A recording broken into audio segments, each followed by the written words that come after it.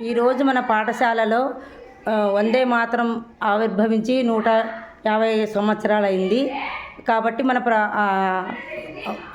మన ప్రభుత్వం వాళ్ళు ఈరోజు 150వ జయంతి జరుపుకోవాలని తెలపడమైనది. కాబట్టి మనమందరూ వందే మాతరం గీతాన్ని మన వందే మాతర గీతము మన దేశానికి ఎంతో, మన స్వాతంత్రం రావడానికి ఎంతో కీలక పాత్ర వహించింది. అటువంటి వందే మాతరాన్ని మనమందరము ఒక్కుమ్మడిగా ఒకేసారి పాడుకుందాం. Come on start children.